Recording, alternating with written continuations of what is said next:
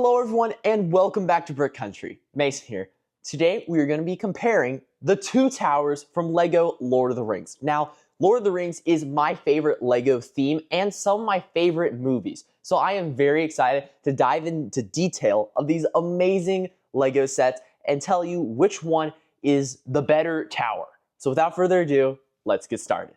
Let's start off by taking a detailed look at the boxes. So you can see the boxes here and they are very cool. Some of the LEGO's best box art.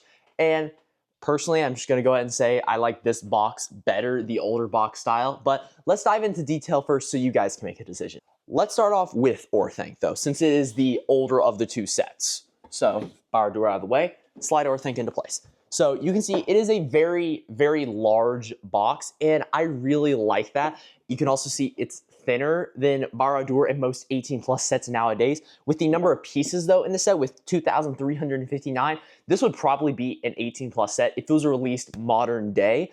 But I really like how back then the bigger sets would still be a play set and they have the play set box art even though they are totally able to display, and that is what I do with mine, of course.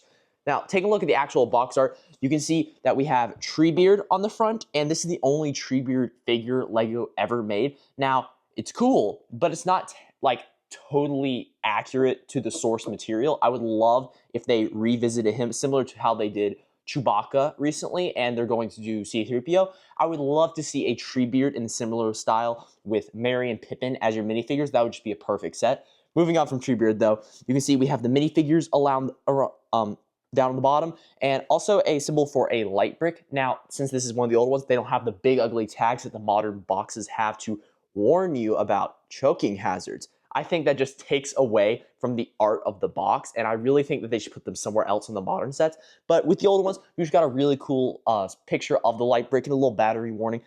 That's fine. We don't need a big thing, LEGO. But I know there's some law or something like that demanding they do it, so don't start fussing at me in the comment section saying, but they have to do it. I know, I just still think it should be elsewhere. Anyway, you can see we have Gandalf on his Great Eagle, and I really like the Great Eagle mold. It's a really, really nice animal mold. And then on the tower itself, it is really cool. It actually comes off the top of the box. It actually has to carry over just a little bit, and I really think that's cool. And then you can also see we have Saruman the White here, and you can see there's a little graphics of lightning coming out of his scepter, and I think that's really cool. And we also get the Grima Wormtongue figure, an Uruk-hai with the white hand on the helmet, and an Orc Pitmaster. So great figure selection. We can take a closer look at all the figures later. So we got good figures, we got good presentation of everything that comes in the set on the front of the box. Then turning around, you can see a lot of the play functions on the inside. So right after that, you can see there are several floors for a lot of play ability inside. There's several floors. We have an attic space, and we even have a alchemist, I believe, lab would be the term. And then we have the area with the palantir, and then even a war pit all the way at the bottom. And then there's obviously all these little pictures of various details and various play functions. You can also see with Treebeard, there's a function on his back where you can turn a knob and his arm will move up and down. So that's really nice. And then there's just a lot of pictures of various scenes from the movies, but represented in LEGO form. When Gandalf arrives at Orthanc, when Grima stabs Saruman at the top, there's all these different scenes represented, Gandalf flying away. But I like how they did it. These almost pieces of paper nailed into a wall, and that's how the Hobbit and Lord of the Rings sets did their box art, and I really, really like it. I have a lot of nostalgia for these early boxes. I also love how glossy they are. Newer boxes aren't near as glossy. They're more just, it feels like cardboard, just smooth cardboard, while the older boxes had an almost reflective feel to them, and I just love that about the Orthanc box. Lastly, pointing out over here, we have the size of Orthanc too, and I really like that they put that on the front of the box as well, similar style with the piece of paper and the nail. We got the height, and we can compare heights a little on as well.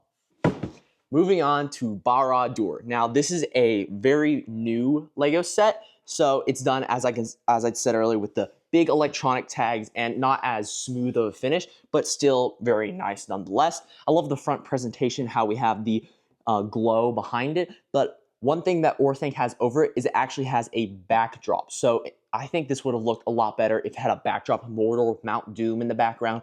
That would have just made the box a lot more collectible. I feel like people want to keep the box if it looks so good, similar to how I keep all Lord of the Rings boxes, like the older ones, because they look so good. They're so unique. Now with this one, you can't see any of the figures on the front of the box, so that's a strike against it.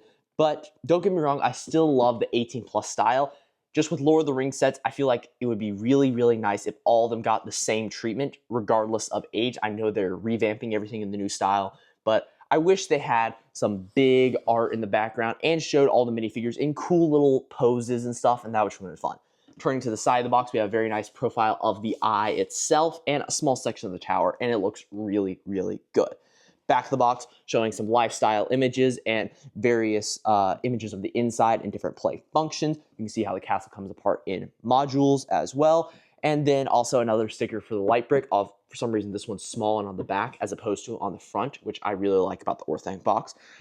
If you can't tell, I like the Orthanc box better. But then you can see some of the minifigures, or I think all the figures actually, on the inside. Now, that's really nice. Again, wish they were on the front. But all around, great box. On the top, you can see here is all your minifigures up front with Sam and Frodo and Gollum, and then some orcs, Mouth of Sauron, Sauron himself, and Gothmog. So all great figure selection, fantastic selection for both sets, depending on their scenes. So great figures. I just wish they were more prominent on the front of the box, because this is what you see on store shelves. When you're going to the Lego store, what looks good? You want to be able to see everything about it. So that's what I like about the older boxes more. But other than that, a very nice box. You can see it is a lot thicker than Orthanc, but it's also a little shorter. So really nice overall box design. But I think out of this round, I prefer Orthanc's box overall. So here are all the minifigures from the two towers. We have Orthanc on this side and Barad-dûr on the other. Now, if it was just for quantity, Barad-dûr wins right off the bat. It has a ton of minifigures, but quality may be another story. So let's take a look at all these figures in a little more depth. So first up, we have Gollum, and Gollum is an entirely new mold than what we've seen previously. He has a brand new face design, as well as new lighter shade for his loincloth, and a new arm element, which is, well, new for him, not period. I believe this is one of the droid arm elements, actually. You can see he has some nice balding on the top.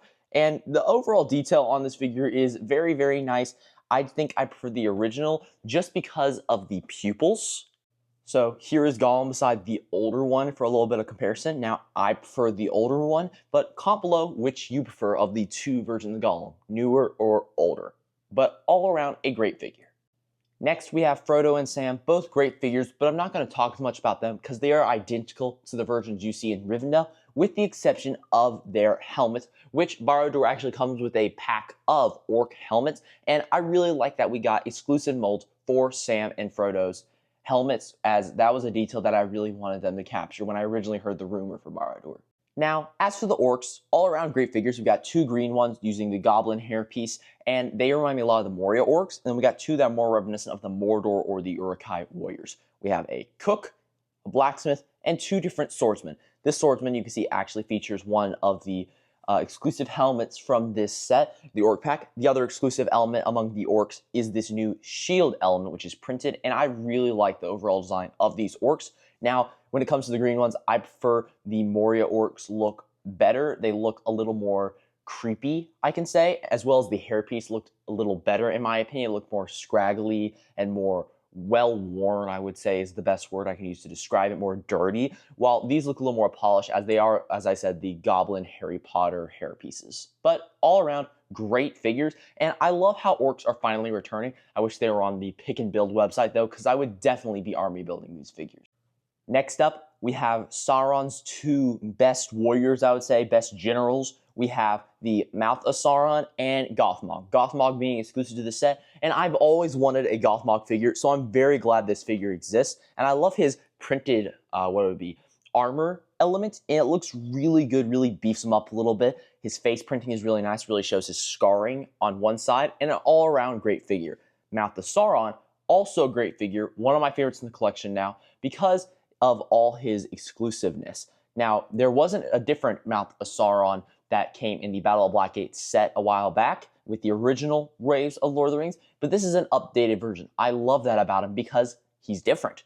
It's not a copy-paste figure, because one day I want to be able to get the older Mouth of Sauron, and I don't want to have to spend a ton of money for the old one when a cheaper, still expensive because he comes in a $500 set, but cheaper version of the figure exists, if that makes sense. I want different. And I love the head mold on this figure. If I turn him around, you can see the cloak actually goes up his molded helmet, and the helmet is almost a rubber texture. The head is very nicely printed as well as the mouth and no eyes. And I love the rubber that they used for the Mouth of Sauron helmet as opposed to hard plastic. Now, sadly, one of the horns of my Mouth of Sauron is a little bit bent, and I can't seem to get it to go back. But other than that, all around great figure, and I think the rubber looks really good, really glossy on the overall figure. But these are probably two of my favorite figures in the entire set, but not my favorite. Because my absolute favorite is Sauron. Yes, he finally exists, people, a Sauron minifigure, and he is just awesome. Just look at this amazing, amazing figure. They accurately did his battle mace weapon, which I like, and then he's got some very nice printing on his legs and torso, and one of those capes that's fabric but has one hole to go on the neck area because it needs to bend down to go under the armor. The armor and the helmet are one piece. Now, that is my one complaint about the figure. I wish the helmet and armor were separate, but other than that, this figure is basically perfect. The head design is very nice with some fire in his eyes. Literally, his whole face is burning, and then the armor/helmet section is a rubbery piece, and I really like the look. Again, it looks very glossy, very clean. I love it in that metallic color, and the overall figure just looks very nice. One of my favorite, if not my absolute favorite, Lord of the Rings figure. Next up, we have the Orc Pitmaster, and he looks awesome. Now, this is from Isengard. We're onto the Isengard minifigures now. He features a very nice big axe and also a stick with some rope attached to it to feature the grappling hook to help him battle Treebeard, although I don't think he's going to win. All around great figure. I love these older orc minifigures. They look very nice, very scary, especially the face prints compared to the newer ones. He has a bunch of like rings almost in his forehead skin. Like, they just did a really good job capturing the overall creepy, squirmy feel of the orcs, and I really like that about the older figures. Now, he does suffer from lack of leg printing, but this is an older figure, so it's excusable. On to the next. Now, this is the only other figure in Isengard that I feel like isn't as exciting, I will say, as exciting as some of the other ones. This is Gandalf. Now, it's always good to get a Gandalf figure, especially one of the older ones. It's very nice printing on his torso, not on his legs, sadly. Very nice cape, and this is him without his hat, so he's got a very nice hairpiece. Overall, great figure, but now let's get on to the exciting ones of Orthanc. These orcs are not from Mordor. They bear the white hand of Saruman. These figures are awesome. I would love to have more in the future. These are the Uruk-hai featuring the white hand, which makes them all the more exclusive. They came in two sets, Orthanc and the Orc Forge. So I'm very proud to own one of these figures. Very nice printing on the shield and helmet being the highlights featuring the white hand, of course. And then it's a basic Uruk-hai for the rest of it with the legs, torso, head, and armor and sword being the basic Uruk-hai elements. All around great figure though, and I would love to have more in the future. Next up, we have Saruman the White. Great figure, and he's exclusive to this set purely because of this angled prick, which is printed to represent the rest of his cloak. And that's what makes this version of him unique and expensive, because he also came in the Wizard Battle set with him and Gandalf. Now, the set does offer basic white legs, which you can very easily switch him onto if you wanted to have him sitting in his chair or something like that. So I like that that option is there. But this version of him exists and is not as exciting and is not as expensive. This version is what makes him unique. Now, before we get on to the most expensive minifigure in Orthanc, I have to do an honorable mention. Now, I know he isn't a minifigure, but we have Treebeard. Treebeard is a very awesome character in the Lord of the Rings films, and I really like that he exists. Now, this is obviously not exactly what we see in the film, but it gets the job done. It is a living tree with a beard. It's right there in his name, Treebeard. So I think this is a really good job at a play version of him, because this figure is supposed to be very posable. You can pose all his fingers. There's also a play function with the gear on his back. that you can turn to raise and lower his arm to have him throwing some orcs or some rocks at Isengard. So I really like that function. He can also rotate at the waist, and his legs and feet are indeed posable. So all the points of articulation, with the exception of this joint in the arm, this one can only move up and down, and the joint of the elbow moves, of course, but he cannot flex out with that arm because of how it's attached. But still, all around, great, not figure, character. And I love the printed eyes. They actually gave him printed eyes in the set. Sadly, this one over here has started to crack over time, so that's really disappointing. But I still really like that Treebeard exists, and I'm glad to have him in the collection. He was a great throw into Isengard that it didn't really need, but at the same time brought so much more once Isengard and Orthanc actually had it. The last figure, the Common Orthanc, is honestly the most disappointingly expensive, and I mean that in the nicest way possible because I love this figure, Grima Wormtongue. Now, in the films, Grima Wormtongue was an interesting side character. He was definitely not a fan favorite of anyone, I feel like, as he was a really cool character, don't get me wrong, but he wasn't a Saruman. He wasn't a Sauron type bad guy. He was just more like the greasy side character. And for some reason, this figure is worth over $100, just this guy. Now, I know he was exclusive to Orthanc, but still, over $100 for this guy. Crazy. I still find that hard to believe, but let's take a look at the actual figure. He features a paler skin tone because he spends most of his time inside, both on his hands and his head. And the only printing is on his torso and back, which just features some basic black robes. He has a basic black cape. And the other side of his face, reversed, is just more angry expression, if I can get focused. Yeah, it's just an angrier expression. But all around, a very nice figure. My camera isn't focusing. There we go. He featured the reverse of his face features an angrier expression, and it's an all-around really good figure, very accurate representation of Grima Wormtongue. I just wish that it wasn't so expensive. Now, it's time to compare the two towers. But first, I just want to recap who's winning right now out of the two sets in my book. They're actually tied right now with 1 point to Orthanc for the box art and 1 point to Barad-dûr for the minifigures. Don't get me wrong, Orthancs are good. Just Barad-dûr comes with more good figures. Now, comparing the side builds of each set, Barad-dûr featuring this very nice vignette diorama thing of where Frodo throws the ring into Mount Doom, and then obviously Treebeard. I think this is a no-brainer. Orthanc wins that point. Now, height of the two towers, Barad-dûr gets a point. I mean, look at how tall that is. That is very impressive. Now, I also want to judge it based off just pure presence of the room, and I'd probably say Barad-dûr gets another point for that, just for the size of it. How very nice color gradients work their way through it, starting with an orangey tone and working its way up to a gray tone. And then there's also these different dark clay and browns hidden throughout it, even at the top, to give it the feeling of a glow. And while both of them catch my eye every time I walk into my room, I think Barad-dûr does it just a little more. Now, let's talk about accuracy real quick. Both of them are very accurate to what we see in the films, but I think Orthanc's a little more accurate overall, just because Barad-dûr decides to mix a lot of microscale details with the towers and some of the balconies with minifigure scale details, like this door on the side and the main gates at the bottom. So that little mix there, I think, doesn't give it the point. While Orthanc, of course, there'd be several more floors and they would all be wider in size. It is all to scale with one another, so very good job, LEGO, on that one. Now it's time to talk about one of my favorite parts, interiors and play functions.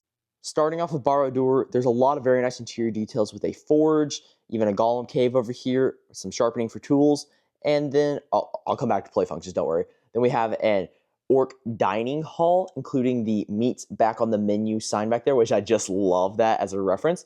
Then we have Sauron's throne room and a study, I guess, for Mouth of Sauron, and then the main library, which is all very nice details. And then also looking at some of these little rock details on the side, some of them are removable. You can see here, we have a reference to Shelob, I'm guessing. And then you can slide that back in. And over here, we have a reference to the elven rings on a stickered tile. So there's even more things there. As for play functions, you can see right here, we have a skeleton in the cage. And with the help of this gear, we can actually raise and lower him closer and higher from the lava below. So that's a really cool function. And then there's also, you can see some other rods over here. Thanks to this rock over here, the main gates can in fact open and close. Here's a better look at that from the front, the main gates opening and closing. And that's just a really cool function that they didn't have to add, but it's really, really cool that they did. I've definitely been playing with that a little bit too much. And then moving up to Sauron's throne room, the next play function is actually if you pull this lever, let me actually remove Sauron first, don't want to risk this figure ever. Pulling that out, it actually reveals a hidden room with the Palantir inside with a printed minifigure head, which features both the White Tree of Gondor burning, and then if you flip it around, it actually features the Shire burning as well. So you have either one depicted. I'm more of a Gondor fan than a Shire fan, so I'm definitely going to have it open to the Gondor tree, which is very nice.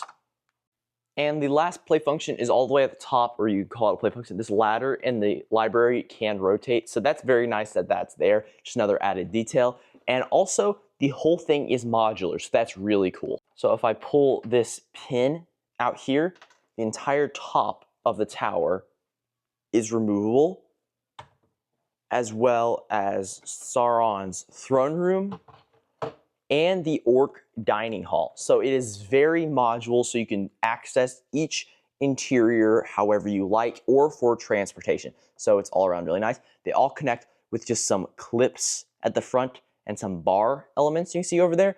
And then they all just slide like puzzle pieces into place thanks to these rails on the side. So it's very, very nice. Taking a look at Orthanc now, you can see down here we have some sticker elements representing a warg pit. Now I wish the set did come with a warg, but it does not. We have some sticker elements though. And then a trapdoor function, which you can drop orcs or urukai, unfortunate ones, down into the warg pit. Now, something to note real quick, these elements right here help the minifigure's heels from keep cracking.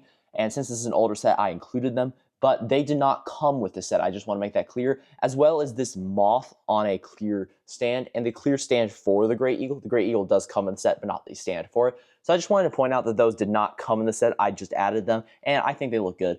Now, another function of the set, which would be for the play function, is the chandelier. If you push it up, it would normally light up the Palantir orb here, but sadly it does not because the light brick was dead when I got this set. But that's understandable as this is a very old Lego set. The doors over here can open to the outside, and then when they close, they make an odd shape for a door, an L shape, but it's still really cool how they were able, with all the angles of Orthanc, to capture that detail. Now, up from there, we have Sauron's main throne room, or not, Saruman's main throne room, with the Palantir and him and Grima looking into it. Then there's Alchemist Lab, and the main play function of this one is being able to tip the pot forwards to put in all your chemicals to make your potion or to spill it out. And they're actually making the bombs. You can see here it actually includes one of the bombs that you see in Orthanc, so that's very nice. Up from there, we have a little library area with some various pictures on the wall of different wizards.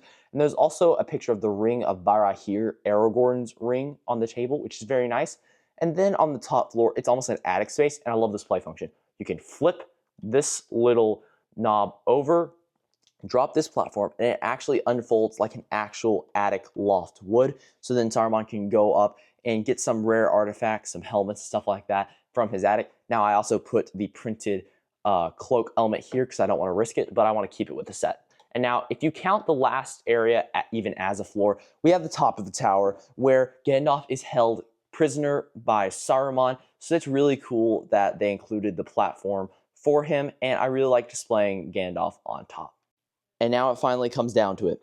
Which is the better of the two towers?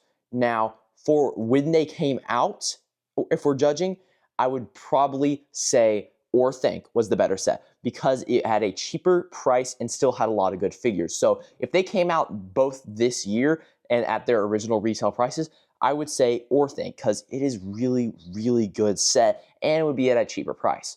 Now, modern day terms, this is Baradur is massive. You get more bang for your buck at $500 to get all that you see before you, while Orthanc, sadly, is almost over $900 as a sealed set nowadays. Now, that is just crazy to think about. Well, there you go. This has been my comparison of the two towers. I hope you guys enjoyed, and I hope this video was helpful in some way. If you enjoyed this video, please remember to like and subscribe, and comment down below which one you like better out of the two towers. If you want to see more awesome LEGO content right now, you can check it out on the end screen now, and I'll see you guys later. Farewell.